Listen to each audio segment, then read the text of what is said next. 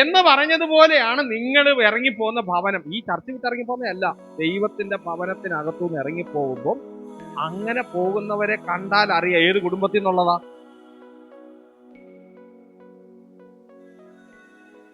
ആ ക്വാളിറ്റി കാണിക്കണ്ടേ? അടുത്ത വാക്യം 20-ാം വാക്യം. ക്രിസ്തു യേശു തന്നെ മൂലക്കല്ലായിരിക്കെ 21-ാം വാക്യം. അവനിൽ കെട്ടിടം മുഴുവനും യുക്തമായി ചേർന്ന് കർത്താവിൽ വിശുദ്ധ മന്ദിരമായി വളരുന്നു. കർത്താവിൽ എന്തായി വളരുന്നു? വിശുദ്ധ മന്ദിരമായി വളരുന്നു. അപ്പൊ കെട്ടിടം വളരുന്നു എന്ന വാക്യത്തിനകത്ത് കെട്ടിടം പൂർത്തിയായോ? ദൈവത്തിന്റെ കെട്ടിടം പൂർത്തിയായോ? ആലയപ്പണി പൂർത്തിയായോ? എങ്ങനെയാ വളരുന്നത്? അവനിൽ കെട്ടിടം മുഴുവൻ. കെട്ടിടം മുഴുവൻ. കെട്ടിടം എന്ന് പറഞ്ഞാൽ ആലയം, ദൈവത്തിന്റെ. ഇത് ഏതാലയമാണ്? കുത്തി വെച്ച് കിട്ടുന്ന ആലയമാണോ? ആത്മീയ ആലയമാണ്. ഇന്ന് പണി നടക്കുന്ന ഏതാലയത്തിന്റെ? ഈ എരിശില ദേവാലയം കിട്ടും എന്ന് പറയുമ്പോൾ നമ്മുടെ ഹിസ്റ്റോറിക്കൽ ആയിട്ടുള്ള ഒരു പ്ലേസിലാണ് ആലയം. ദൈവം പണിയാൻ പോകുന്ന ആലയം അങ്ങനത്തെയാണ്, ആത്മീയ ആലയം. ഇപ്പൊ ഇതിനകത്ത് എത്ര ഇഷ്ടിക ഇരിപ്പുണ്ട്? 10-25 ഇഷ്ടിക കാണും അല്ലെ? ഇത് വെച്ചൊരു കെട്ടിടം പണിയാൻ പറ്റുമോ? 25 ഇഷ്ടിക വെച്ചാൽ കെട്ടിടം പണിയുമോ? പൊങ്കാല കെട്ട ഇഷ്ടിക മുഴുവൻ മുസ്ലിക്കണ്ടത്തുകൊണ്ട് ഇറക്കി ലേലത്തിലെടുക്കും. ആമേൻ. ഓത്രം പറഞ്ഞ് വാങ്ങിച്ചാൽ വീട് കെട്ടാം.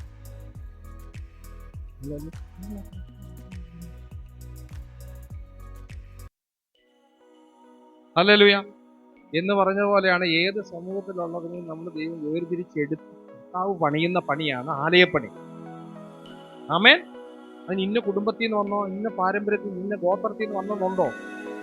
അതാണ് എല്ലാവരെയും ചേർക്കുന്ന പദ്ധതിയാണ് ക്രിസ്തുവേശു. അപ്പോൾ ഈ ഭവനപ്പണിക്ക് എവിടെ നിന്ന് വിളിക്കും?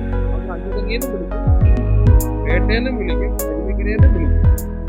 ഈ കല്ലിനെ എല്ലാം കൂടി ചേർക്കണം. അതുകൊണ്ട് ആ വാക്യം നിങ്ങൾ വായിക്കും, ശ്രദ്ധിച്ച് വായിക്കും. ക്രിസ്തുവിൽ കെട്ടിടം മുഴുവനും യുക്തമായി ചേർന്ന് കർത്താവിൽ വിശുദ്ധ മന്ദിരമായി വളരുന്നു. എങ്ങനെ? അപ്പൊ വളരുന്നു എന്നുള്ള അർത്ഥത്തിൽ അത് വളർന്നു കഴിഞ്ഞു എന്ന് പറഞ്ഞാൽ പൂർത്തിയായി എന്നാണ് അർത്ഥം. വളരുന്നു എന്ന് പറഞ്ഞാൽ പണി നടക്കുന്നു എന്നർത്ഥം. അപ്പൊ നമ്മളെ ദൈവം പൂർണ്ണരാക്കിയോ? ഇല്ല. നമ്മളൊരു വളർച്ചയുടെ ഭാഗമാണ്. എല്ലാരും പറഞ്ഞു ഞങ്ങൾ വളർച്ചയുടെ ഭാഗമാണ്. ഹല്ലേലൂയ, സ്തോത്രം. അപ്പൊ ഈ വളർച്ചയുടെ ഭാഗം ആത്മീയ ആലയത്തിന്റെ ഘടനയ്ക്ക് യോജിച്ച ജീവനുള്ള കല്ലുകൾ പോലെയാണ് നമ്മൾ. എന്ത് കല്ലാണ്? അതാ ഞാൻ പറയുന്നത്, നിങ്ങൾ ആത്മാവിൽ ജീവനോടിരുന്നാൽ മാത്രമേ ഈ പണി നടക്കത്തുള്ളൂ. അതുകൊണ്ടാണ് കൂട്ടായ്മ വേണം, നിരന്തര കൂട്ടായ്മ.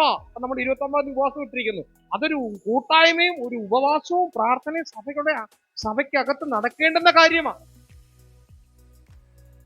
അത് ഞാൻ നിർബന്ധിച്ച് നിങ്ങളെ കൊണ്ടുവന്നിട്ട് നിങ്ങൾ മനസ്സോടെ ഇവിടെ ഒന്ന് ഉപവസിച്ചാൽ ഈ കല്ലുകൾക്ക് ജീവൻ ഉണ്ടാവുമോ? ഇവിടെ എഴുതിയിരിക്കുന്ന വാക്യം വായിച്ചേ നിങ്ങൾ. 1 പത്രോസ് 2:5 വായിക്കേ. നിങ്ങളും ജീവനുള്ള കല്ലുകൾ എന്ന പോലെ ആത്മീയ ഗൃഹമായി യേശുക്രിസ്തു മുഖാന്തരം ദൈവത്തിന് പ്രസാദമുള്ള ആത്മീയ യാഗം കഴിക്കുവാൻ തക്ക വിശുദ്ധ പുരോഹിത വർഗമാകേണ്ടതിന് പണിയപ്പെടുന്നു. ഞാൻ ശ്രേഷ്ഠവും മാന്യവുമായ വേണ്ട. അപ്പൊ ദൈവം ആത്മീയമായി പണിയപ്പെടുന്ന ഒന്നാണത്. ദൈവം എന്ത് ചെയ്തുകൊണ്ടിരിക്കുന്നു? എന്താണ് ഇവിടുത്തെ പണിയുടെ പ്രത്യേകത? ഇത് കല്ലിന്റെ പണിയാണ്. എന്തിന്റെ പണി? ജീവനുള്ള കല്ല്. ഞാൻ ചോദിക്കട്ടെ, ജീവനുള്ള കല്ലിനാണോ ചത്ത കല്ലിനാണോ പണി എളുപ്പം? ജീവനുള്ള കല്ലിനോടാണെങ്കിൽ പറയാണ് ഇച്ചിരി ഒന്ന് ഒതുങ്ങിക്കൊടു, ഒന്ന് പൊടിക്ക് ഒതുങ്ങ എന്ന് പറഞ്ഞാൽ ഒതുങ്ങുമോ? ചത്ത കല്ലാണെങ്കിൽ ഒതുങ്ങാൻ പറഞ്ഞാൽ കേൾക്കുമോ? നിങ്ങൾ തന്നെ തീരുമാനിക്കണം. നിങ്ങൾ ചത്ത കല്ലാണോ ജീവനുള്ള കല്ലാണോ? പൊടിക്ക് ഒതുങ്ങുന്ന ഒന്നും അറിയാൻ പറ്റും. ജീവനുള്ള കല്ലാണ് എന്ത് ചെയ്യും? ഒന്ന് ചേർന്നിരുന്നേ ഒന്ന് കൈ പിടിച്ചേ എന്നൊക്കെ പറഞ്ഞു കഴിഞ്ഞാൽ നിങ്ങൾ എന്ത് ചെയ്യുന്നുണ്ട്? ജീവനുള്ളത് കൊണ്ടാണ് നിങ്ങൾ അത് ആക്ഷനിലേക്ക് വരുന്നത്. ജീവനുള്ളത് കൊണ്ടാണ് നിങ്ങൾ ഒരു പ്രവൃത്തിയിലേക്ക് വരുന്നത്. പ്രവൃത്തി ഇല്ലാതെ പോകുന്നതിന്റെ കാരണം എന്താണ്? ജീവൻ ഇല്ലാത്തത് കൊണ്ടാണ്. അപ്പൊ നിങ്ങളും ജീവനുള്ള കല്ലുകളായി പണിയപ്പെടുന്നു. നിങ്ങളും ജീവനുള്ള കല്ലുകൾ എന്ന പോലെ ആത്മീക ഗൃഹമായി. ആർക്കാണ് ഇവിടെ പാർക്കേണ്ടത്? യേശുക്രിസ്തു മുഖാന്തരം ദൈവത്തിന് പ്രസാദമുള്ള ആത്മീക യാഗം കഴിക്കുവാൻ തക്ക അപ്പം ഈ ഗൃഹത്തിനകത്ത് എന്തുണ്ട്? ആത്മീയ യാഗമുണ്ട്. ആത്മീയ ഗൃഹത്തിനകത്ത് എന്തുണ്ട്? ആ യാഗം ആർക്കുള്ളതാ? ദൈവത്തിന് പ്രസാദമുള്ള ആത്മീക യാഗം കഴിക്കുവാൻ തക്ക വിശുദ്ധ പുരോഹിത വർഗമാകേണ്ടതിന് പണിയപ്പെടും. അപ്പൊ ഈ ആലയത്തിനകത്ത് ആരുണ്ട്? യാഗമുണ്ട്. ഈ ആലയത്തിനകത്ത് ആരുണ്ട്? വിശുദ്ധ വർഗമാകുന്ന പുരോഹിത വർഗമാകുന്ന ഒരു വർഗമുണ്ട്. വിശുദ്ധ പുരോഹിത വർഗമാകേണ്ടത്. അപ്പൊ നമ്മളെ പണിയുന്നത് ആരായി മാറ്റാൻ വേണ്ടിയാ? വിശുദ്ധ പുരോഹിത വർഗമായി മാറ്റാൻ വേണ്ടി ദൈവം പണിയുന്ന ആലയത്തിനകത്ത്, ആ കെട്ടിടത്തിനകത്ത് പണിയപ്പെടുന്നവരാണ് നമ്മൾ. അവിടെ യാഗമുണ്ട്. അവിടെ ആരാ യാഗം കഴിക്കുന്നേ? ജീവനുള്ള കല്ലുകളാകുന്ന നമ്മളാണ് ദൈവത്തിന് പ്രസാദമുള്ള യാഗം കഴിക്കുന്നത്. അപ്പൊ ജീവനില്ലാത്ത കല്ലിനെ കൊണ്ടൊരു പണി നടക്കുവോ? ഇങ്ങോട്ട് വാന്ന് പറഞ്ഞ കത്ത കല്ലാണ്, അങ്ങോട്ടും പോകത്തില്ല, അവിടെ തന്നെ. ജീവനുള്ള കല്ലാണ് എന്ത് ചെയ്യും? പിടിക്കുന്നുണ്ട്. കത്ത കല്ല് അവിടെ തന്നെ. അപ്പൊ അതുകൊണ്ട് ജീവനുള്ള കല്ലിന്റെ പണിയായി നടക്കുന്നത്. ഇതൊരു ആത്മീയമായ ആലയപ്പണിയുടെ ക്രമത്തിലാണ് നമ്മളിപ്പോ നിൽക്കുന്നത്. അതുകൊണ്ട് ഈ പണിക്കകത്ത് നിങ്ങളിപ്പോ പാപം ചെയ്തു, അതുകൊണ്ട് നിങ്ങളെ കൊണ്ട് ഈ പണി നടത്തത്തില്ല എന്ന് ദൈവം തള്ളിക്കളയുമോ? ഇല്ല. കാരണം ഒന്നറിയാമോ? ഈ പണിക്ക് വേണ്ടി നിങ്ങളെ കൊള്ളത്തില്ലെന്ന് അറിയായിരുന്നു. പക്ഷെ ഇവിടെ കൊണ്ടിട്ട് ദൈവം എന്ത് ചെയ്യും? പണിയും. കൊള്ളാകുന്നവരെയാണോ ദൈവം വിളിച്ചത്? കേമന്മാരും മിടുക്കന്മാരും കഴിവുള്ളവരും ക്വാളിഫൈഡ് ആയിട്ടുള്ളവരെയും ദൈവം വിളിച്ച് പണി ചെയ്തെങ്കിൽ പറയാമായിരുന്നു. അങ്ങനെയുള്ളവരുള്ളത് കൊണ്ടാണ് ദൈവം അത് പണിത് പൂർത്തീകരിച്ചത്. ദൈവം പറയണം അങ്ങനെയുള്ളവര് വേണ്ട. പിന്നെന്താ? ക്രിസ്തുവിൽ നമ്മളെ മുന്നമേ തെരഞ്ഞെടുത്തു. എന്തിനു വേണ്ടി?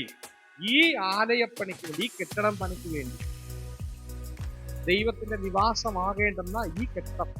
അപ്പൊ ഞാൻ ചോദിക്കട്ടെ, ദൈവം എവിടെ വന്ന് വസിക്കുന്നത്? കെട്ടിടത്തിനകത്താണ്. പഴയ നിയമം. പുതിയ നിയമത്തിൽ എവിടെയാണ് വസിക്കുന്നത്? അപ്പൊ നമ്മളെ എല്ലാം കൂടെ ആത്മീയ ഗൃഹമായി ഒരു കെട്ടിടം പോലെ പണിതെടുക്കുമ്പോ ആ നടുക്ക് വന്ന് വസിക്കുന്നത് ആരാ? ദൈവമല്ലേ വസിക്കുന്നത്. അപ്പൊ ദൈവം വസിക്കുന്ന ഭവനത്തിനകത്ത് സ്തോത്രം എന്ത് നടക്കുമെന്നാ പറഞ്ഞത്? ആത്മീക യാഗം. ആത്മീയ യാഗം നടക്കാൻ തക്കവണ്ണം വിശുദ്ധ പുരോഹിത വർഗമായി നമ്മളെ എന്ത് ചെയ്യുന്നു? അല്ല, പണിയപ്പെടുന്നു.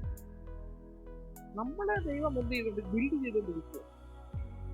ഈ പണിക്ക് വേണ്ടിയാണ് നിങ്ങൾ ഇവിടെ വന്നിരിക്കുന്നത്, ഈ സഭയിൽ വന്നിരിക്കുന്നത് എന്നൊരു ബോധം നിങ്ങൾക്ക്.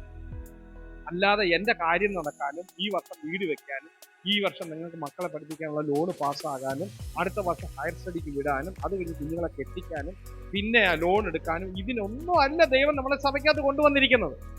നമ്മൾ തിരിച്ചറിയുക, എടാ ഇതിനകത്ത് ദൈവത്തിന്റെ, ഞാൻ ചോദിക്കട്ടെ, ദൈവത്തിന്റെ സമ്പത്തിന്റെ ആവശ്യമുണ്ടോ? ദൈവത്തിന്റെ പേരെന്തോ? സമ്പത്ത്. എന്റെ സമ്പത്ത് എന്ന് ചൊല്ലുക. ആരാ? യേശു മാത്രം. അപ്പൊ യേശുവിന് പണത്തിന്റെ ആവശ്യമുണ്ടോ? ഇല്ല. ഇനി ദൈവത്തിന്റെ ഭവനക്കാർക്ക് പൈസയുടെ ആവശ്യമുണ്ടോ? ദൈവത്തിന്റെ ഭവനക്കാർക്ക് പണത്തിന്റെ ആവശ്യമുണ്ടോ എന്ന്